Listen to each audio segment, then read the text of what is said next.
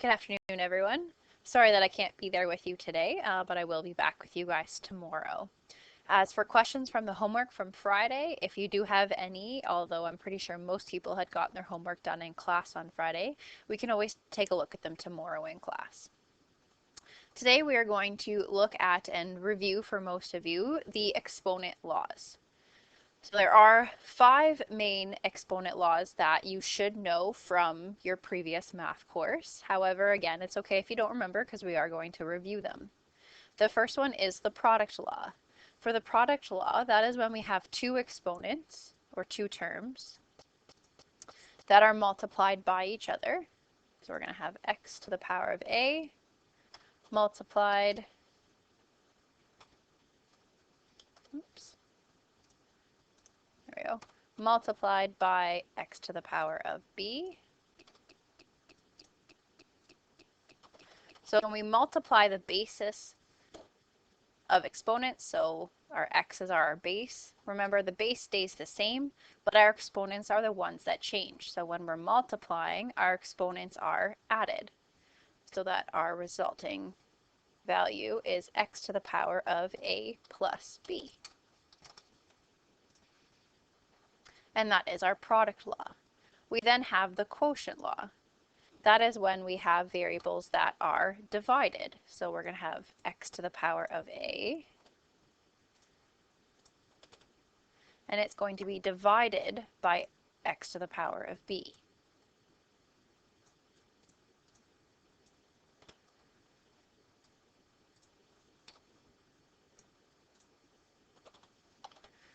So our bases, again, our base is the same. It's a base of x. When they're divided, again, our base still stays the same as a base of x, but it's our exponents that change. In this case, because our bases are divided, our exponents are going to be subtracted. So our result is x to the power of a minus b. Our next is our power to a power law. That is when we have something like x to the power of a, whoops,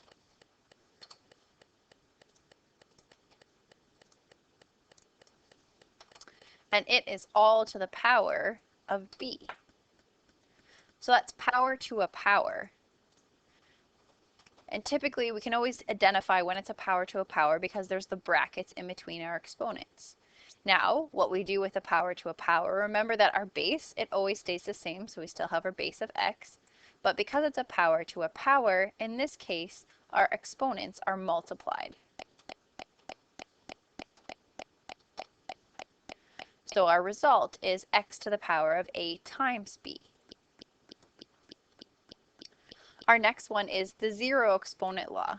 We've already actually used this one a little bit, but that's when we have any number, x to the power of 0, and we've already seen that this is always equal to 1, no matter what our base is, no matter what x is, our value is always equal to 1 when our exponent's 0.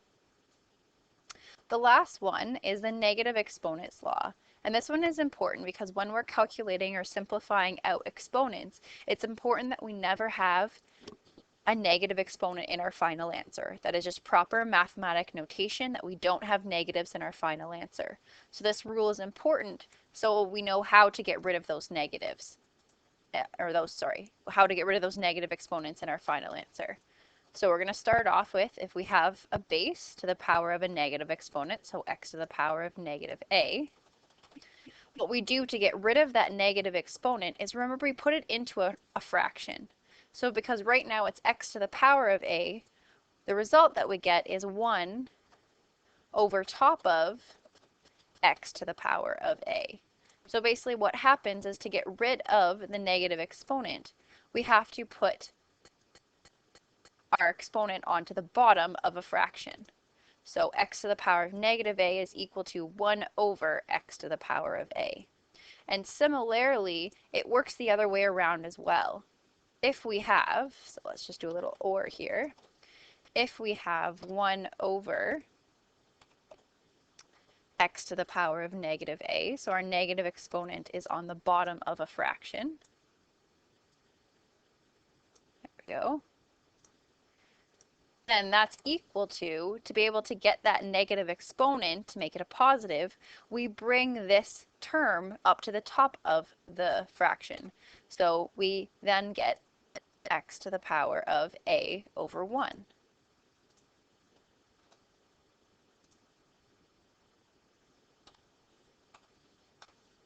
Oops.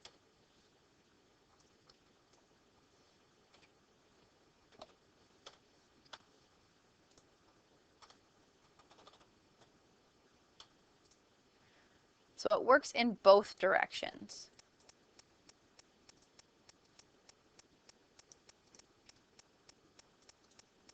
That whether we start off with a negative on top, we can throw it on the bottom to make it positive. If it's on the bottom to begin with, we can throw it on the top to make it a positive. And we don't technically have to write that over 1. It's just equal to x to the power of a. It's the same thing. So those are our key exponent laws. So we're going to look at some examples of using those exponent laws, and then we're going to introduce some other ones that you have seen as well.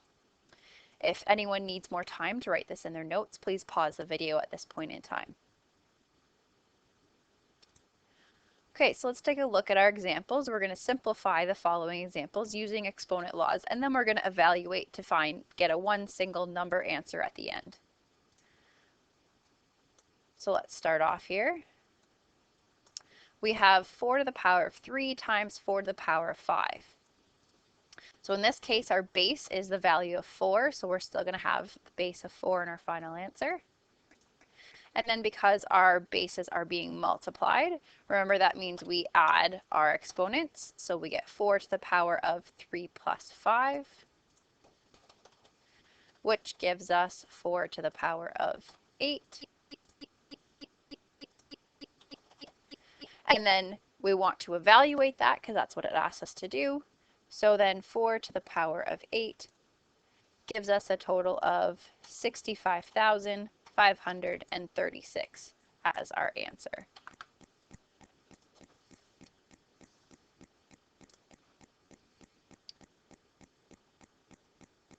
So let's take a look at our next one, B.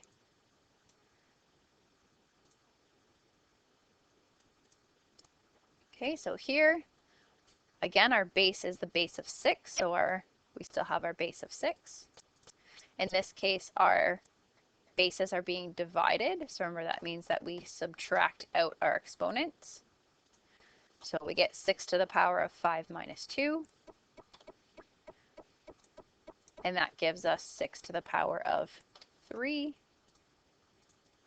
And then again, to evaluate, we're just plugging this into our calculator. 6 to the power of 3 gives us the value of 216. I'm going to go back here and just box our final answers. Whoops. Box. There we go.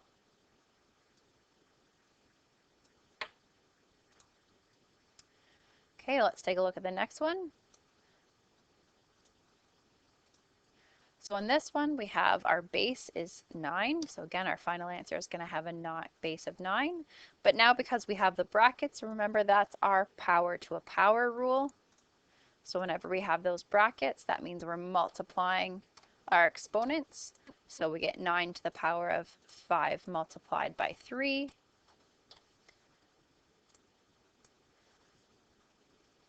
So that gives us 9 to the power of 15.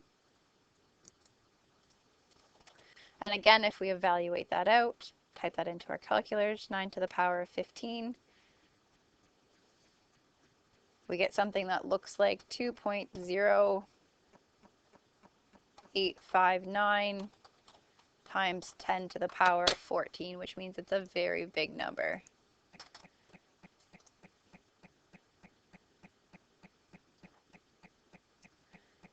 And then our last example here is 14 to the power of 0. Remember, anything to the power of 0 is always just equal to 1.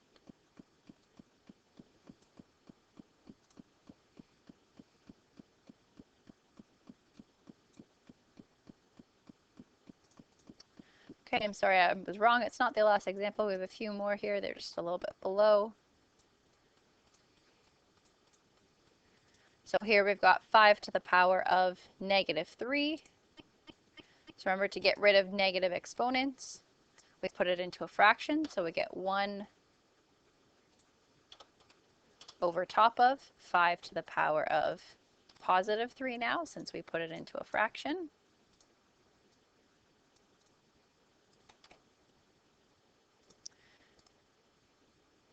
And then to evaluate that, we're going to have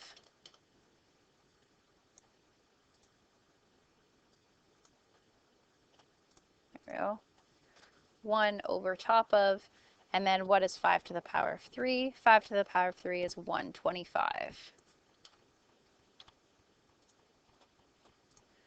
So then our final answer here is the value of 1 over 125. And leave it as the fraction, please. We don't want the decimals. So our final answer here, just going to box it up here. And then our last example, there we go.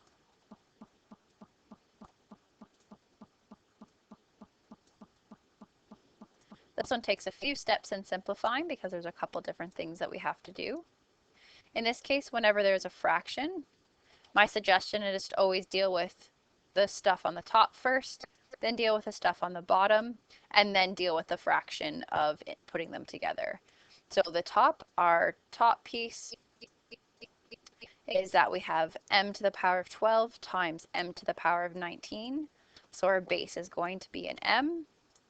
And then because they're multiplied, remember we add our exponents, so we get 12 plus 19. And then on the bottom of the fraction, we can do the same thing. Again, they're multiplied, so we're taking our base of m, and it's to the power of 6 plus 21.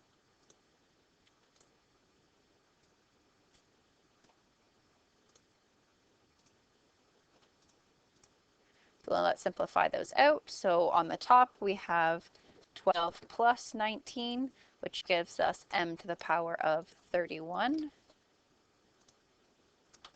On the bottom, we have 6 plus 21, so that gives us m to the power of 27.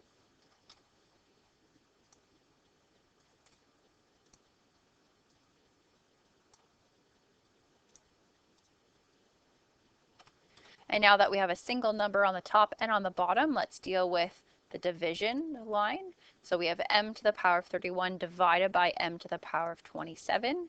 Remember, our base stays the same at m, and because we're dividing our bases, then remember we subtract our exponent, so 31 minus the 27,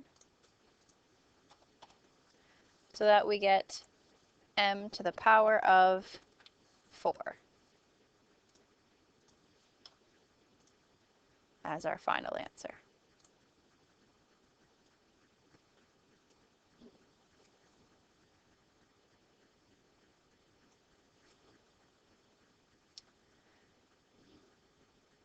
So now that we've gone through some examples of using those basic exponent rules, and again, most of that should have hopefully been review for you guys, is now we want to look at a slightly different type. So what about when we have non-integer exponents? So something like this, when we have, what does the expression of 36 to the power of 1/2 mean? So what happens when we have fractions in our exponents? So first off, let's do a little example. And we're just going to use our calculator to figure out what is the value of 4 to the power of 1/2. So again, this would be good for you guys to have your calculators out and doing this along with me to make sure that, one, I don't make mistakes, and that, two, that you're understanding how to do it in your calculator. So 4 to the power of 1/2. When we plug that into your calculator, you should get the value of 2. Let's try the next one. 9 to the power of 1/2. When you type that in, you should get the value of 3. Again, if we continue, we're going to do 16 to the power of 1/2. You should get the value of 4. and 25 to the power of 1/2, you should get the value of 5. So from this example, we should be able to answer part B. What operation does x to the power of 1/2, what is it equivalent to? So when we type in x to the power of 1/2, we did that for each of these and we got these nice numbers for each of them. What do you notice about the numbers that we got from each of these different things?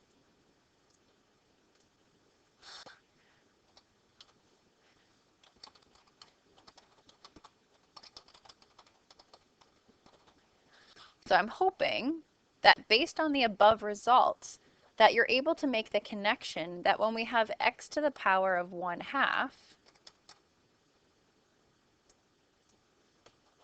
that's the same operation as when we square root the value of x.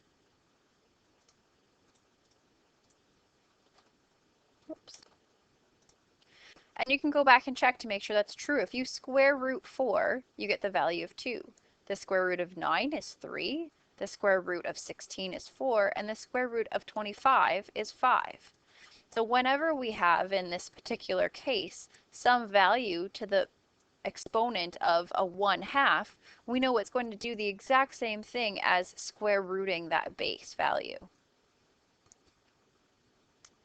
Now that we know that, let's go through and evaluate these two without using a calculator. So without typing 36 to the power of 1/2, what do you know that's going to be equal to?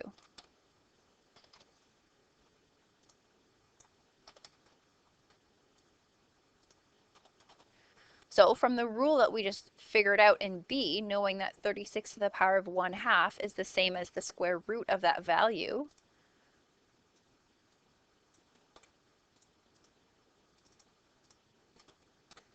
if we square root 36, we know that that's the same as 36 to the power of 1/2.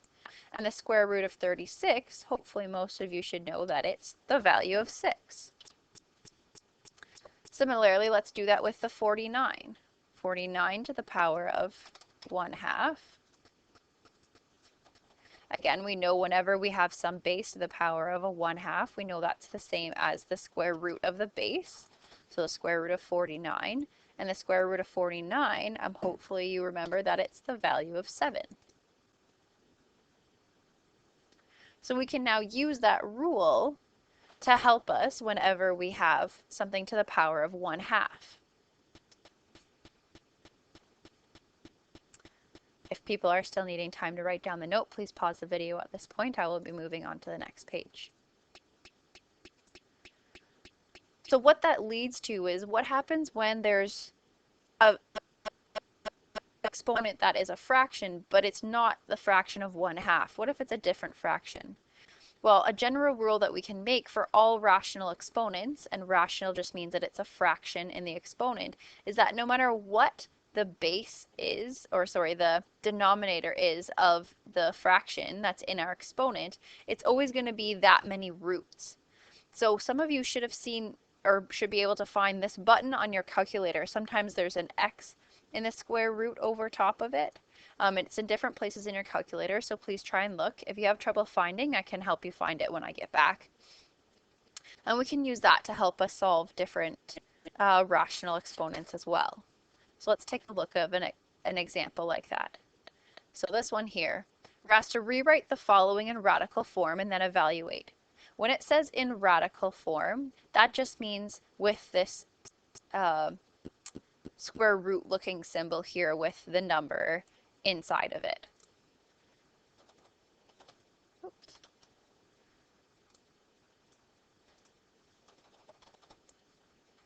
So let's take a look at the first example here. We have 64 to the power of 1/3. So using our rational exponents rule up here, we know that that means that it's going to be the square root, but whatever the denominator is, in this case, which is a 3, the 3 goes inside that little spot on your square root.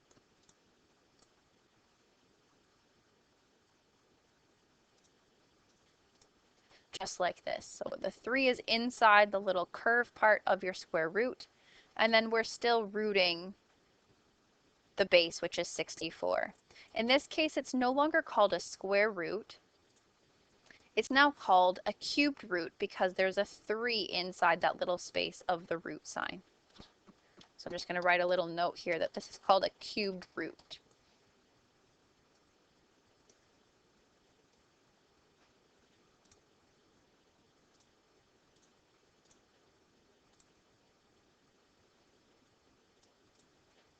Okay. And then doing that, again, it's just a button on your calculator, so hopefully you can find the button on your calculator.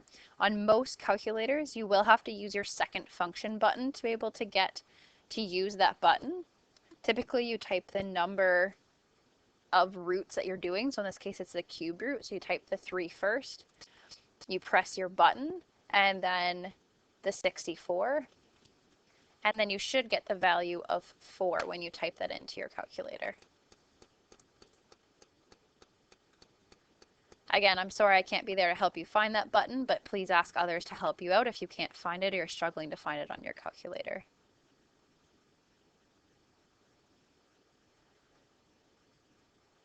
So let's take a look at the next example. This time our base is 1024 and our exponent is 1 over the power of 5.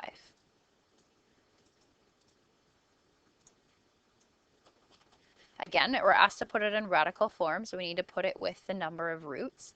In this case, because our denominator is a 5 in our fraction, that means that the little number inside of our little root needs to be a 5.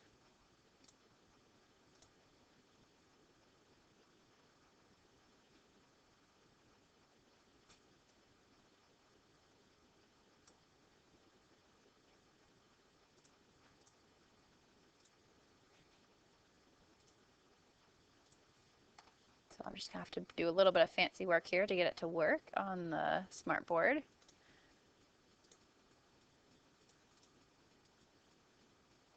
There we go.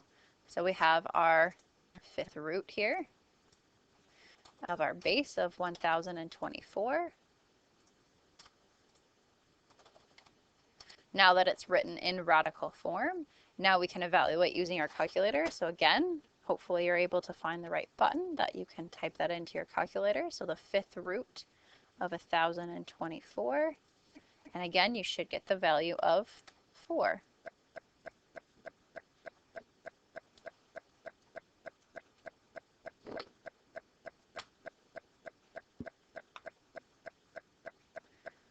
And we're going to look at one more example here. So we have this big, huge number here. It's to the power of 1 over 16.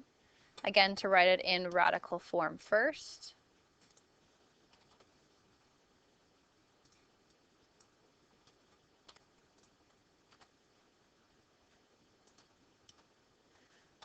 We root our base.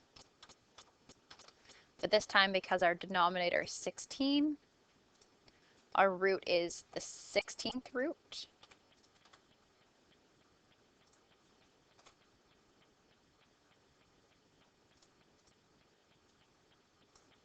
That's not what I wanted.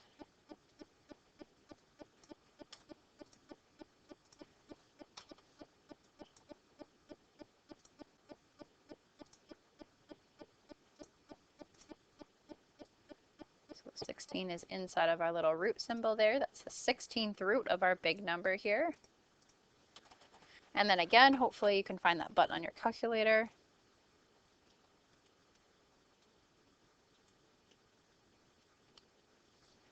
You should get the value of 3.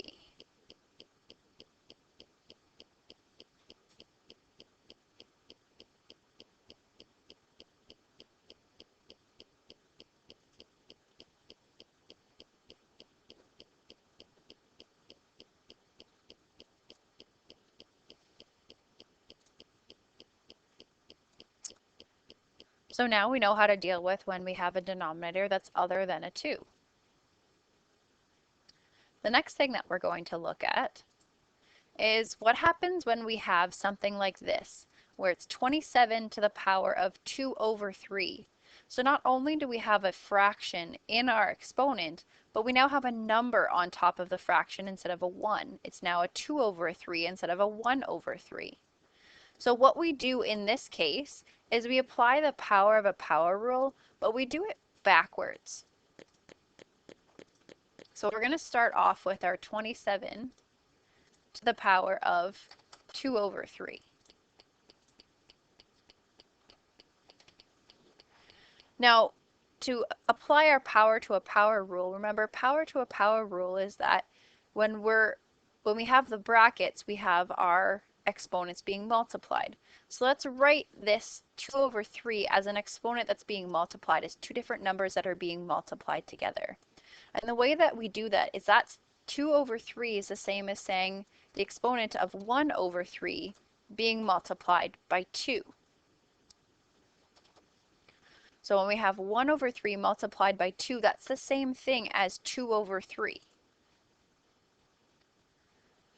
Now that we have it written as our exponents being multiplied by each other, we can throw in the brackets that are in the beginning of the power to a power rule. So we have 27, oops,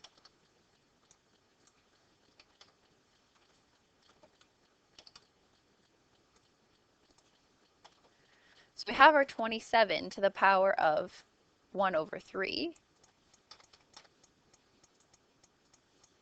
and then bracket all to the power of 2. So again, so far all we've done is use our power rule, but backwards. We started with 27 to the power of 2 over 3, which is saying the exact same thing as 27 to the power of 1 over 3 being multiplied by 2. And then using our power to a power rule, we know that when the exponents are multiplied, that's when there's a brackets between the two exponents. So 27 to the power of 1 over 3, bracket all to the power of 2.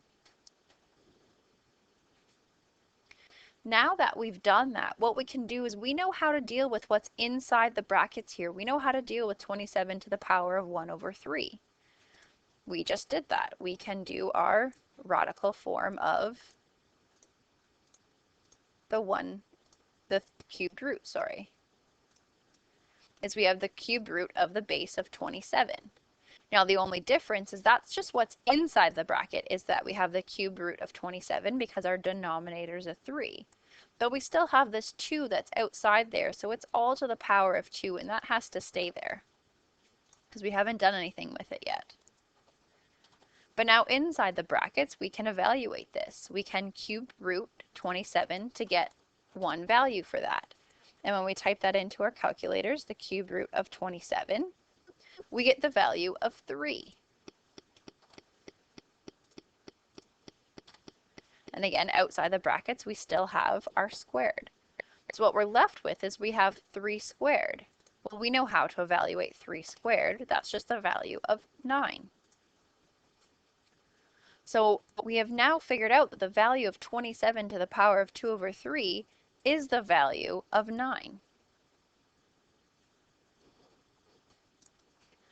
So then what we can do is we can make a general rule. Just like we had with an exponent that was 1 over some number, we can have a general rule for when we have a number in the numerator as well.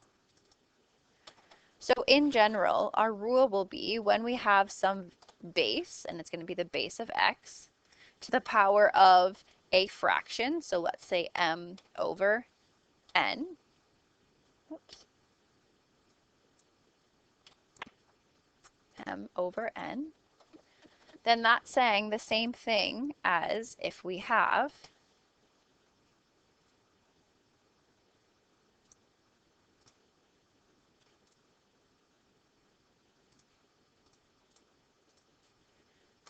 the nth root of n, sorry, the nth root of x. So just bear with me here.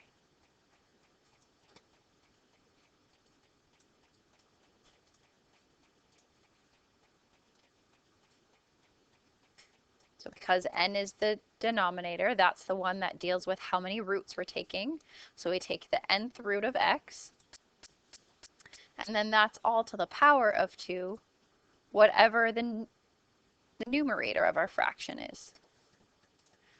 So whenever there is a fraction in our exponent, the denominator always tells us how many roots we're taking of our base, and the m is then the exponent that we're putting it to. So we take the nth root of x, and that's all to the power of m.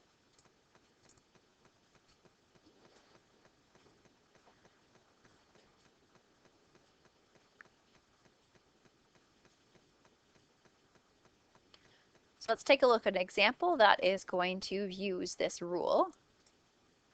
So we're asked to simplify and evaluate this expression here. We have 64 to the power of 1 over 6 times by 64 to the power of 2 over 3.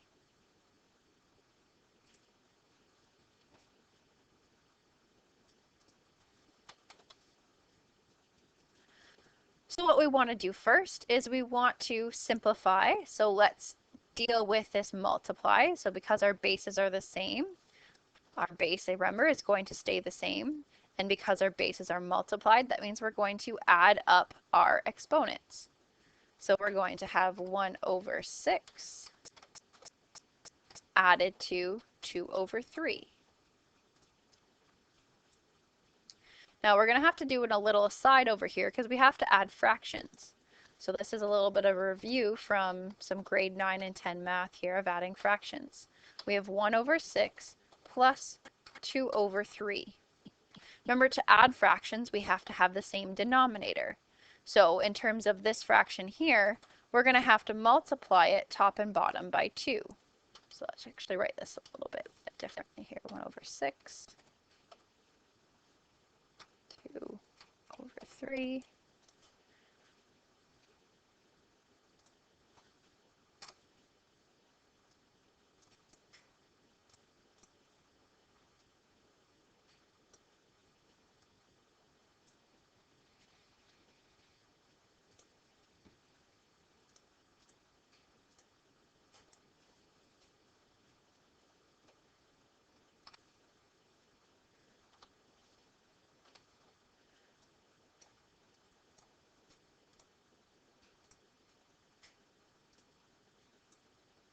So again, we're trying to find a common denominator so that we can add these two fractions together. So to do that, we have to multiply this fraction both top and bottom by 2.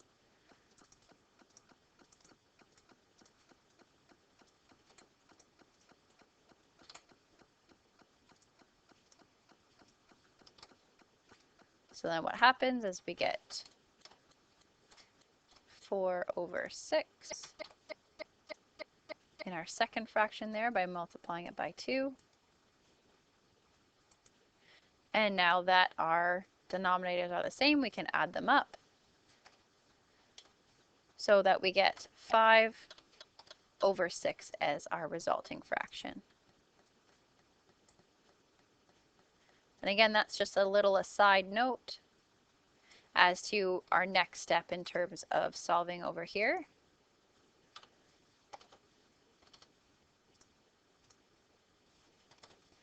So now we know when we're adding 1 over 6 plus 2 over 3, we're going to have the value of 64 to the power of 5 over 6. And now that we have one single fraction over top of our base, we know that our denominator is going to tell us how many roots we're taking.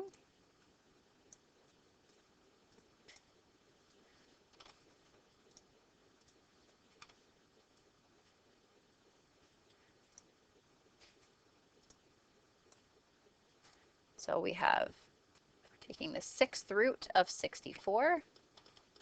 And then remember, our numerator in our fraction tells us the power, so then this is all to the power of 5.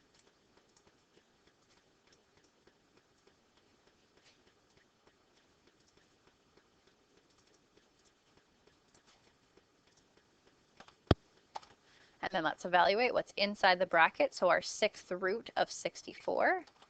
Again, we're just typing that into our calculator. 6th root of 64 gives us 2. And then we have 2 to the power of 5.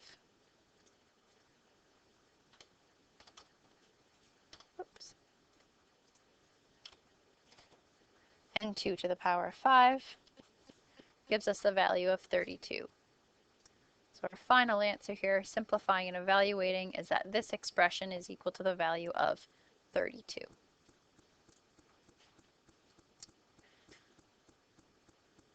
Okay, so that is it for our examples of reviewing our exponent laws.